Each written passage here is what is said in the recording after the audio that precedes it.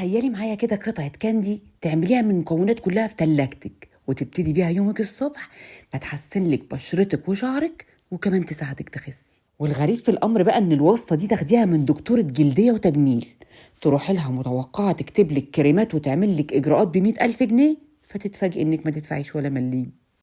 أيوة يا جماعة، هي دي دكتور أماني، الإنسانة الجميلة اللي بتنتمي للزمن الجميل. أقول لها عايزة حاجة فيها ريتينول، تقول لي حطي جزرية في الخلاط. اقول لها طب عايزه حاجه تديني نضاره للبشره، تقول لي يبقى ضيفي لها بنجرايه. اقول لها طب عايزه حاجه انتي اوكسيدنت او مضاد اكسده، تقول لي يبقى ليمونايه قضليه كبيره او ليمونتين بلدي، عليهم كوبايه ميه واضربيهم لي في الخلاط وصفيهم كويس. خلاصه العصير دي بقى هتعمل لك كوبايه عصير 300 مللي كده تقريبا، هتحليهم بمعلقتين كبار سكر ستيفيا و3 معالق كبار جيلاتين بقري غذائي. وفهمتني انها تعمدت انها تحط ليمون او برتقان للوصفه، لان الجيلاتين الغذائي كولاجين طبيعي ومحتاج لفيتامين سي عشان يحركه، وده اللي بيعمله اكبر الشركات المنتجه للكولاجين. ممكن كمان نضيف كام نقطه طعم غذائي صحي لو حابين نستمتع بالطعم.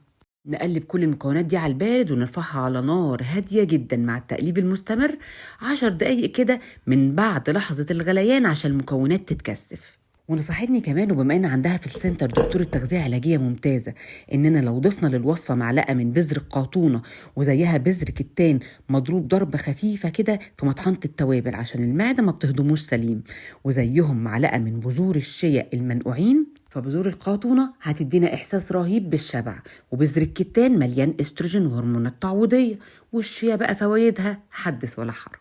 عارفين بقى إيه اللي بيميز دكتور أماني عن غيرها من الدكاترة؟ إنها شخص بيتقي الله، جميلة وسمحة، والفلوس حرفيا آخر همها، عندها مصداقية رهيبة، بتستخدم أرقى المستحضرات وبتقدمها لك كمان بأقل سعر.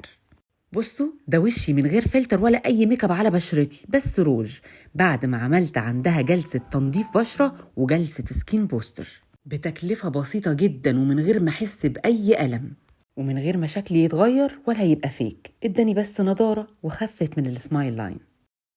دكتور أماني عاملة مفاجأة حلوة جدا لكل متابعيني اللي هيحضروا حفلة افتتاح فرعها الجديد في إترنا هيلث كير الموجود في ميفيدا كومباوند يوم الخميس 30 يناير من الساعة 5 ل 8.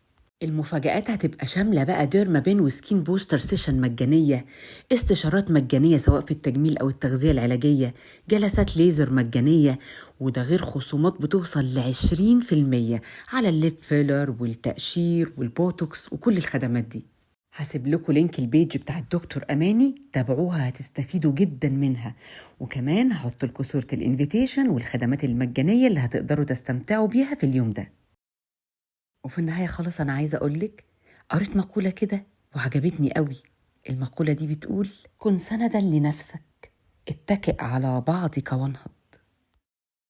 أتمنى لو الأفكار اللي قدمتها لكم أنا ودكتور أماني عجبتكم تعملوا لنا لايك وشير، وتسيبوا لنا كلمة لطيفة زيكم كده في الكومنتات عشان يوصلكم منا كل جديد. أنا شيماء البهي.